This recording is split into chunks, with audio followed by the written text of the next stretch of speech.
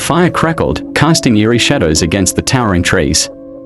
Amelia huddled closer to the warmth, her friends laughing and roasting marshmallows beside her. The night air was thick with the scent of pine and the distant hoot of an owl. Then she heard it. A voice, familiar, too familiar, calling from the depths of the forest. Amelia, come here. She froze, the marshmallow slipping from her skewer into the flames. It was Olivia's voice, clear as day. But Olivia was sitting right beside her, grinning as she took a bite of her marshmallow. Amelia's heart hammered against her ribs. Did you hear that? She whispered, but her friends just shook their heads, unconcerned. Then another voice called. Amelia, over here. It was Jake. But Jake was right across from her, flipping through his phone. The voices came again, closer now, layered over each other. Beckoning. She stood abruptly. Guys, seriously. Someone's messing with us. The voices twisted, laughter curling at the edges. The trees seemed to shift, their branches clawing at the sky. Amelia took a step toward the darkness, but Olivia grabbed her wrist. Don't. The firelight flickered, dimming as if suffocating under unseen hands. The laughter from the woods grew sharper, mocking. Something was out there, mimicking them, calling her. A chill raced down Amelia's spine. She didn't know what would happen if she stepped into the trees. But she was sure. She didn't want to find out. Sophie had always loved quiet nights. Wrapped in the soft glow of her laptop screen, she felt safe, nestled in the cocoon of her bedroom. The hum of the fan, the occasional creak of the house settling, it was the comforting rhythm of normalcy. Until tonight. Tonight, something felt off. The quiet wasn't soothing, it was stifling. Heavy. She paused mid-typing, her fingers hovering above the keys. A shiver rippled down her spine. The uneasy sense of being watched clung to her skin.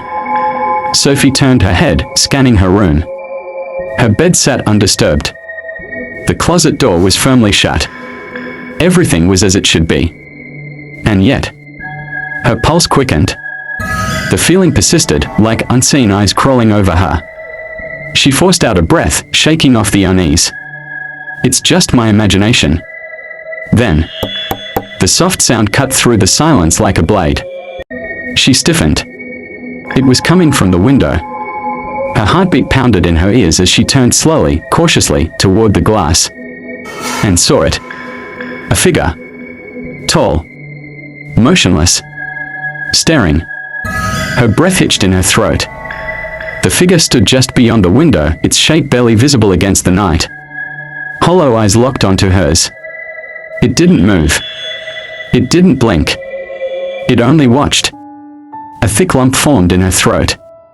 Her trembling fingers reached for her phone. Call someone. Text someone. Do something. But she couldn't tear her gaze away. Then the figure grinned. The street lamp outside flickered violently, plunging the room into darkness. Sophie gasped, scrambling to turn her phone flashlight on. The window was empty. The figure was gone. A beat passed. Then, from her closet. Ethan had never liked his grandparents' house. It was old, too old. The walls whispered with creaks and groans, the floorboards sighing under invisible weight. But the worst part was the basement. Even in daylight, it was swallowed in darkness, its cold concrete floor stretching into shadowed corners. Ethan had never gone down there alone. One night, lying in bed, he heard it.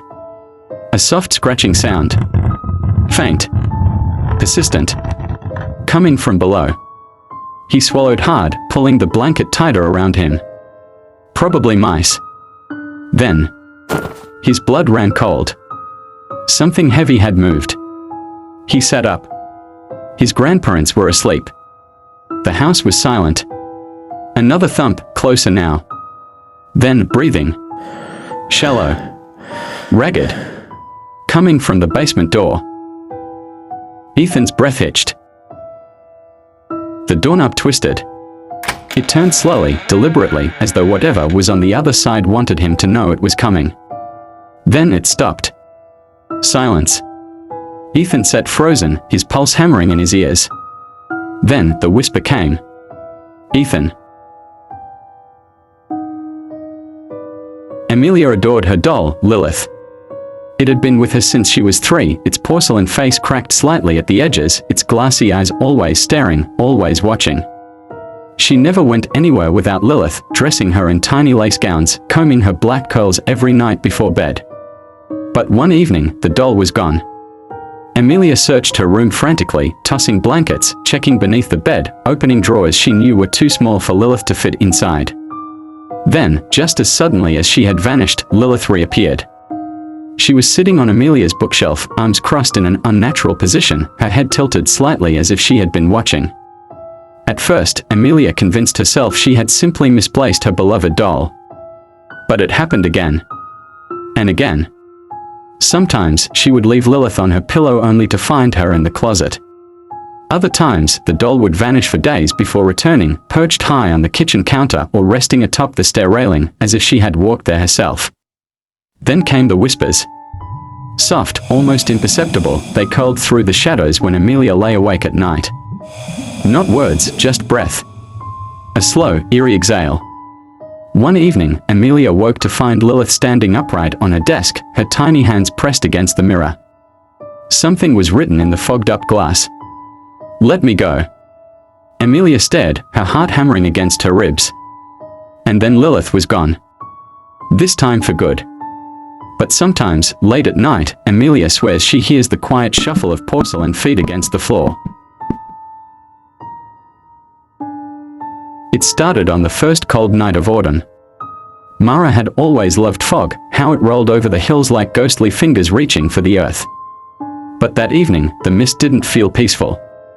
It was thick, suffocating, swallowing her neighborhood whole. She was walking home from a friend's house when she heard it. A whisper. Soft. Too close. She spun around. Nothing. Just the dense white fog stretching endlessly around her.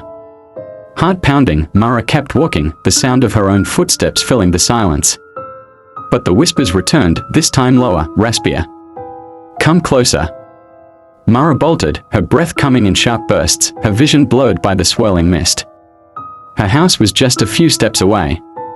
She sprinted toward the front door and shoved it open, slamming it behind her. The fog pressed against the windows. It felt alive. That night, Mara barely slept.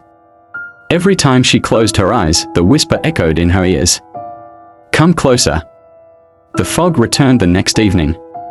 And the next. Each time, the voice was clearer. Each time, the mist crept higher against her window, clawing at the glass. One night, she couldn't help herself. She stepped outside. The world beyond her porch was silent. The air was damp, heavy.